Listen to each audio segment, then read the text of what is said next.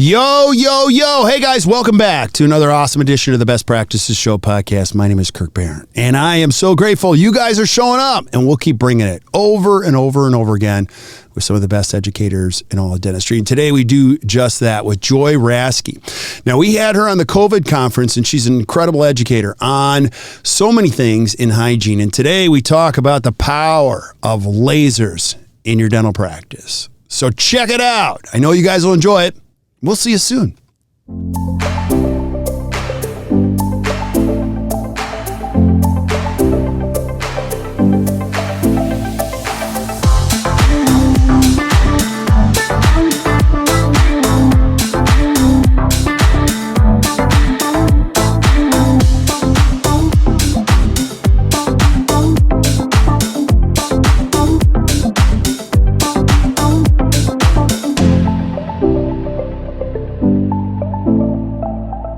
Hey guys, welcome back to the Best Practices Show podcast. I'm so glad that you're here showing up.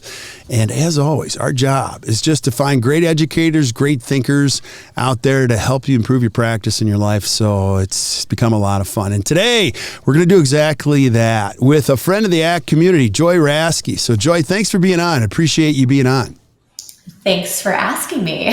Yeah, love having you here. So we brought you in the COVID conference, if you remember that, and you did a couple courses for us, I think, all on lasers. And I didn't know you at that time, and we were just impressed by what you were teaching us, and it's good stuff, and it's outside the realm of anything that we teach and coach. But I'd love for people that are listening to the podcast, because we have a lot of young listeners now, just a little bit of a bio and I always like for people to know who they're listening to. So who's Joy Raskie? Tell us who you are. Well, I'm a hygienist. I've been a hygienist for about 20 years. And, I specialize in lasers. I found lasers about 10 years ago. A rep came in, introduced me to laser. I went and got training, came back, and just started using laser on all my patients. I literally just became obsessed with the laser. Some reps kind of heard about this, and I started teaching for some different companies and realized, hey, I want to do this for all lasers, and I don't want to be tied down to one certain company. So I started my own business, and now I teach lasers to dental hygienists and dentists. We have an online course, and I also go around the nation teaching and doing webinars, and that's my gig. That's awesome. Now, I got to start here. Laser. The word laser itself scares me a little bit. It sounds a little painful. Help us dispel. First of all, why are lasers so important, and dispel any myths that we might have about lasers? Lasers are important in dentistry for numerous reasons. Doctors can use them instead of a blade or a scalpel. And I know a lot of misconception with people is they think, oh, wow, lasers are painful. They're actually not painful. Sometimes doctors, when you're doing surgery, you have to numb a patient up. Sometimes if you use a laser instead of a blade or a scalpel, you may have to use topical or no anesthetic because it doesn't go as deep. And in hygiene, you use it to kill bacteria. And a lot of times you can use it pre-cleaning, you could say, and there's no pain at all associated with it. And when I started incorporating lasers, patients' feedback was, hey, this was not as sensitive when you clean my teeth, which was, in my opinion, a better experience in my chair. Yeah, I love it. Now, I would imagine there's one of my questions is always adoption to this technology. Like, was dentistry open to this? Has it still been slow? Are people resistant to it? Are most people open to it? What's your perspective on that? I think more and more people are open to it, especially during COVID, because during COVID, hey, there's all this bacteria and I'm going to get, an infection. I'm going to come into your office and I'm going to, even for clinicians, I'm going to get COVID from a patient. You can actually use lasers with every single cleaning to reduce the microbial count. So not only is it good for your patient, but also for every single office. And I don't think a lot of people realize that lasers have been around since the 90s. So they've been around for 30 years. And I think that over the last 2 or 3 years, more and more offices are incorporating them, especially in every single hygiene chair. Right. Now, I would imagine, talk to us about the different kinds of lasers. What's out there? What's the difference between one laser and the next? Well, pretty much there's three types of lasers. You either have soft tissue lasers, hard tissue lasers, or therapeutic lasers. So hard tissue lasers are pretty much erbium CO2s. Doctors can use that. They point the light at a tooth and it cuts through tooth, it cuts through bone. So those lasers are typically usually like 80 grand to 140,000. You have to use that laser a lot to get your return on investment. Then what I specialize in is soft tissue lasers. Obviously, soft tissue, that's what us hygienists use. And doctors use it to cut gum. You can also, soft tissue lasers, diodes typically, also can be therapeutic lasers. You can put different attachments on and treat TMJ, where you don't use a fiber. And you can treat pain, inflammation, you can accelerate healing. Even dental assistants can use some of these lasers for biostimulation or pain reduction, which happens in a lot of procedures that we do in the dental office. Yeah, and give us an idea. If you look at the offices that you train or help, just give us the idea of like an optimal way a hygienist incorporates this just in a typical day. What's it look like? So for me, I learned about lasers. I was like, wow, this is a super cool tool. I want to come back. And I just started asking all of my patients to do laser. I think a great way in what we did in our office to incorporate lasers easily was we incorporated a consent form. We had a printed out consent form. The patient got it when they arrived. They read about it. It was just a one pager. And when they came back to see me, I would ask them, hey, were you able to read the consent form? Do you have any questions about lasers? I'm really excited to use lasers today. So that was an easy way to incorporate it. I would use it prior to the teeth cleaning on every single patient. So whether you're prophy, perioprophy, SRP, I would use it in the very beginning of the visit to reduce the amount of bacteria that are released during the cleaning.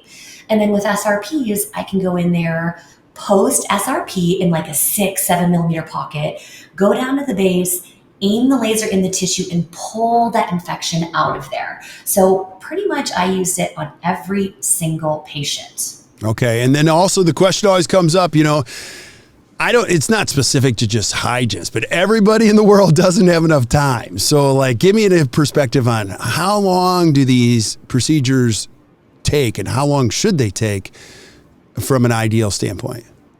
Yeah, that's a great question. And I know if hygienists are listening, you're like, what? You're adding a new service and a new tool? The laser bacteria reduction, the procedure that's done prior to the teeth cleaning, takes about 4 minutes. And you're like, okay, well, I have an hour, or maybe some of you have 45 minutes. How do I add that in? I found if I took down the chit chat, so I got my patient in, I went through their health history. A lot of times pre-laser, I would be talking about, oh, did you go on vacation? I tried to do that while I was performing the laser treatment.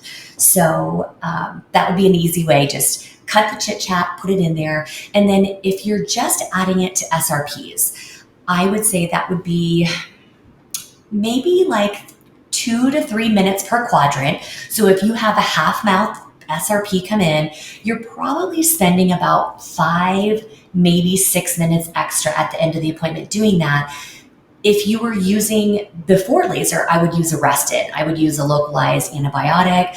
I would have to get those out. I'd have to prepare that. I'd have to insert it into each and every single tooth area. I feel that when I got my laser, I was probably spending about the same amount of time doing that.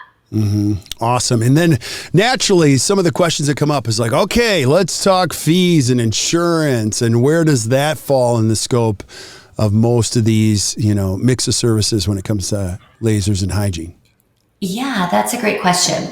So usually if an office incorporates laser, if they want to make money doing it, you make money in hygiene.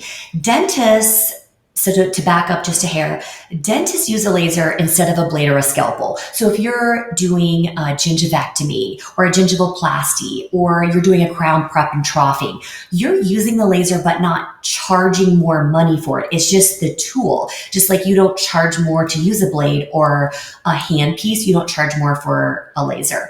In hygiene though, if you're incorporating it pre-cleaning, so the laser bacterial reduction, usually you have to charge out an extra code.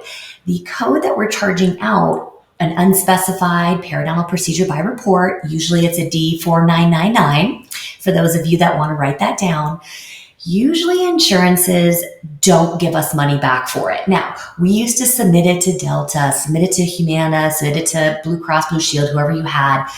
Once in a while, they would kick us back money, but most of the time they didn't. So what we did when I started out using lasers 10 years ago, we charged $35 for this. And I find offices are still charging in the 30s for this if they're maybe more of, newer, maybe in the Midwest. After about a year and a half, we increased that fee to $44. I find if you're maybe in Minnesota, Iowa, Colorado, Texas, kind of like up and down the middle of the US, in the 40s is a really good typical fee. Now, when I go teach over in New York, Maryland, Virginia, or I teach in California, you can almost double that fee. They're like, Joy, nobody's charging even $50.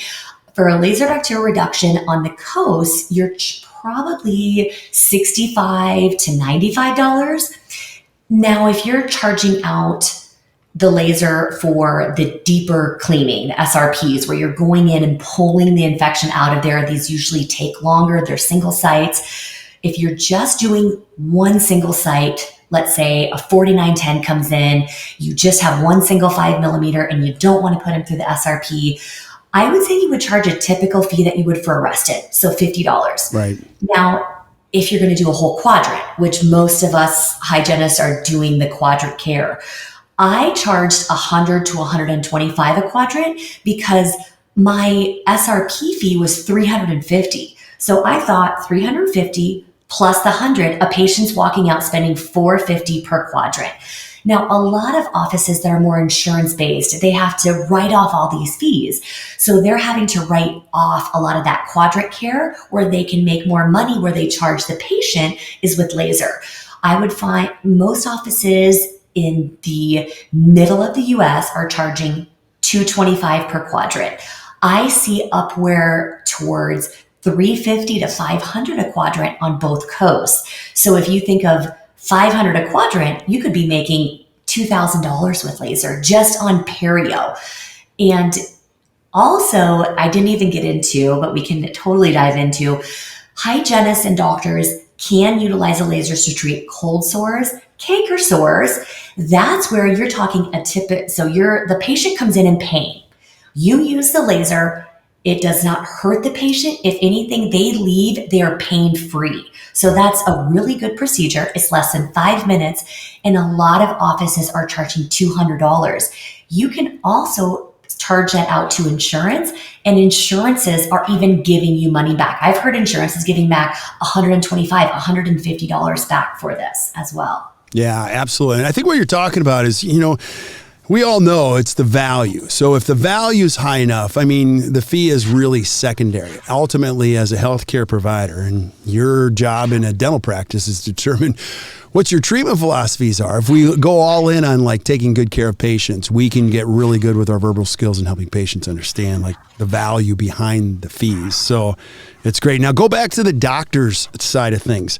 Obviously, a lot of people placing and restoring implants. Can you use lasers around the implants, and if so, how? Yeah, exactly. So before we even got lasers, my boss had an electrosurge. And I know probably some of the dentists listening to this podcast are still using and loving their electrosurge. It's a really powerful tool. But the problem with an electrosurge is you can't use it around metal. You can't use it around implants. But with a laser, you can use a laser around implants. There's so many studies out there that lasers are safe. I will say most all lasers, sometimes ND-YAGs, a 1064 wavelength, those aren't typically used around lasers. There's new research coming out. But when doctors are uncovering an implant, they can use a laser to uncover an implant. They just want to make sure that they take breaks around the tissue because the laser is going to produce a lot of heat. Yeah. So if if it's a lot of tissue that you're trying to take off, remember it's heating up. I like to use a word in my class called laser sunburn. We don't want to give our patients a laser sunburn where if you're outside in the sun too long, your skin would have too much sun radiation.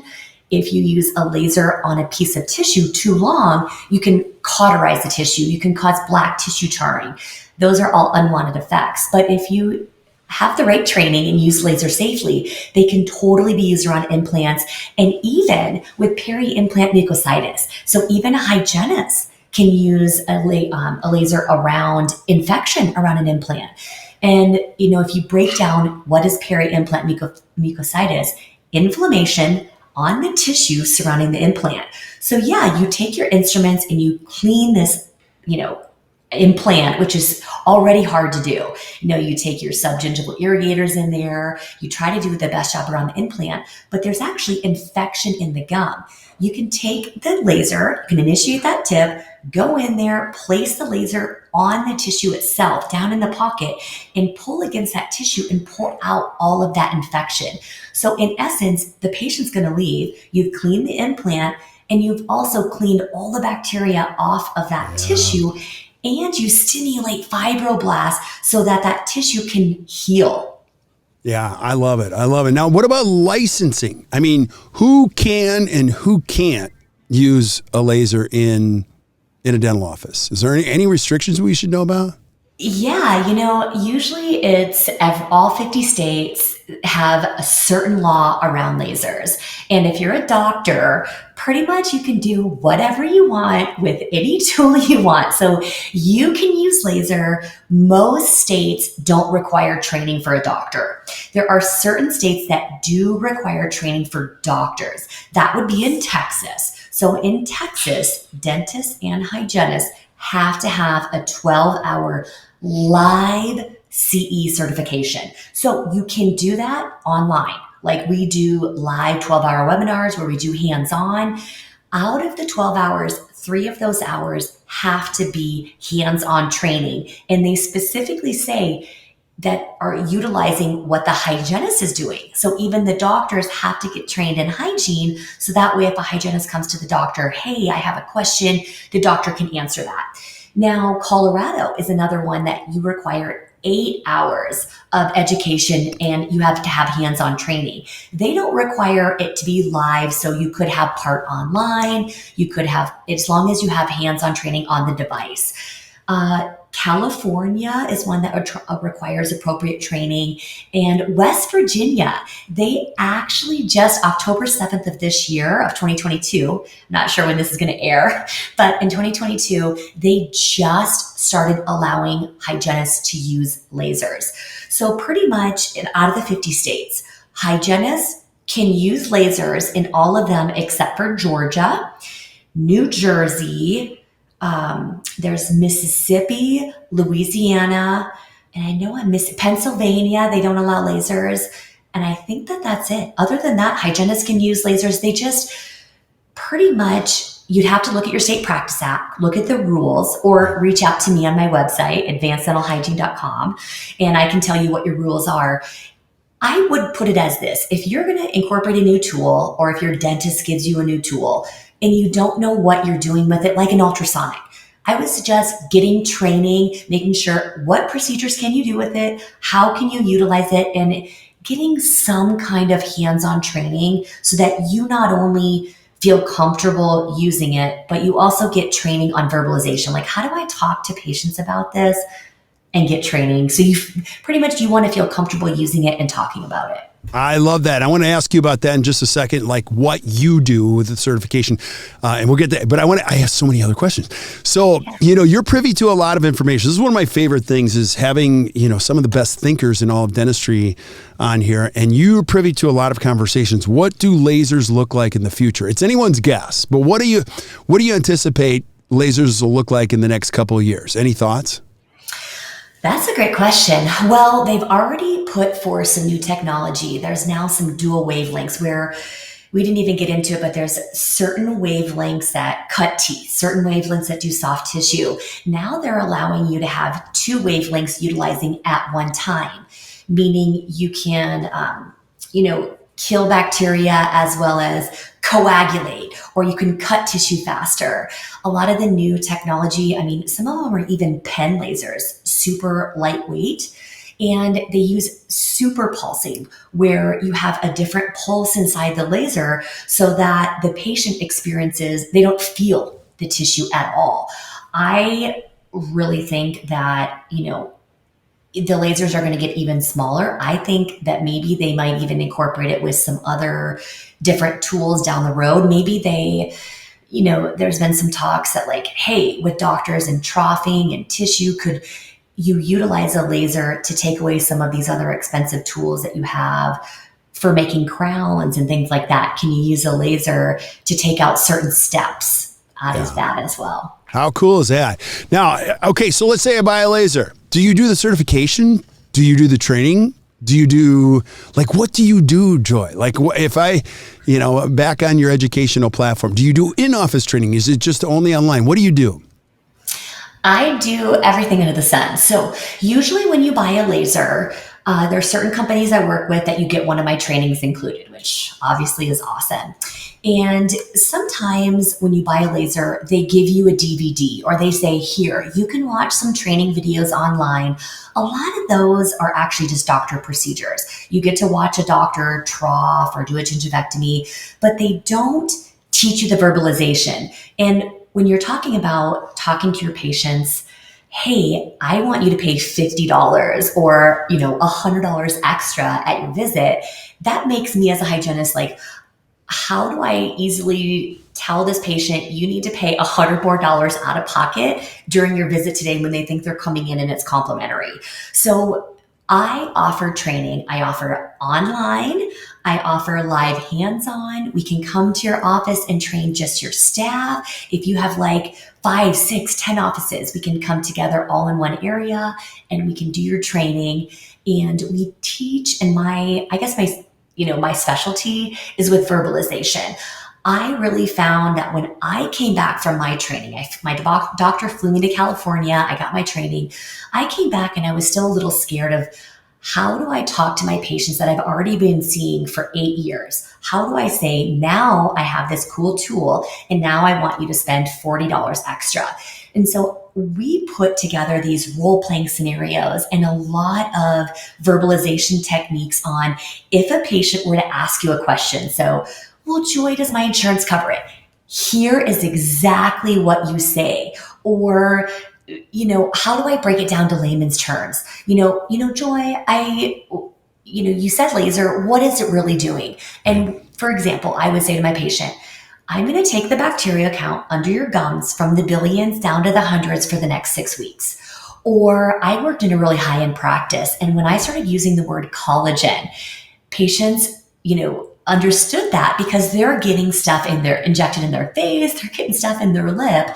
And when I would say collagen, they would, you go to the skin doctor to get laser on your face. That's going to produce collagen to get rid of wrinkles. We use a laser with gum therapy with your cleanings to tighten up your gums for making it harder for the bacteria to reattack during visits. So we specialize in verbalization training. We also specialize in every single course we do hands-on. And I know it may seem weird, Kirk, to have hands-on online, but when you attend my course live in person, if you aren't doing something right, I'm going to take your hand, or I'm not going to take your hand and move it. I'm going to use my words. Hey, Kirk, where's the laser pointing? Oh, it's pointing at the tooth. Okay, let's try to aim towards the long axis. We can do all of that with your cell phone as a video camera or your webcam, and we can see what you're doing. So I've trained people even during the pandemic that couldn't leave their home, couldn't leave their office, and they didn't feel comfortable training. We train them online via our online system. And we also, I have one tonight.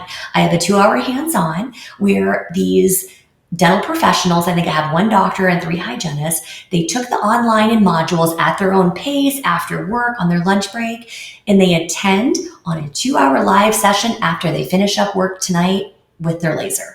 I love it. Yeah. This is awesome.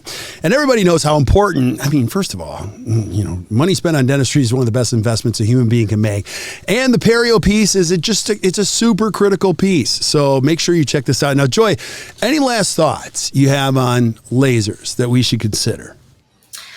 I would say if you have a laser and you're not using it in your practice, why not bring it out?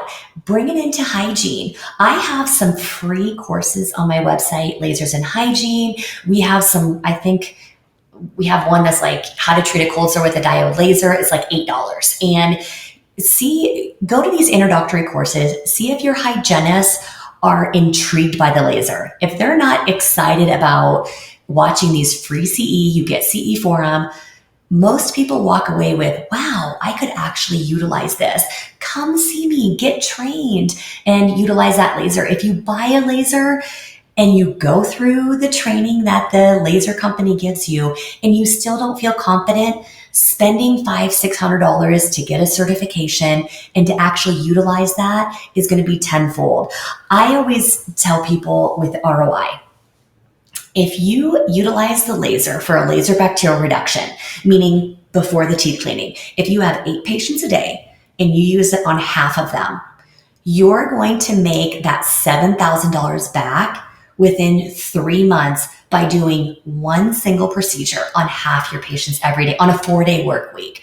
So please come see me, advanceddentalhygiene.com. I'd love to train you, and I look forward to training all of you soon. Yeah, that's awesome. I was going to ask you, where do we go? So if you guys are paying attention and you're not taking notes, don't worry, we're taking notes for you. So you can flip up to the notes section and you're going to see everything that Joy mentioned we've got in links there. So you can just click right on the link. It'll take you right to her website. You can check those courses out, and I highly encourage you to do so. So thanks for being on, Joy. I really appreciate this. Thank you for having me. I've had a lot of fun. Yeah, it's my pleasure. So stick around. We say goodbye to everybody else, but thank you guys for listening to the Best Practices Show. Hey, if you enjoyed today, do me a favor, do some education, check it out. It's going to make your practice better, I promise you. And then keep sending us suggestions for things that you guys want to see.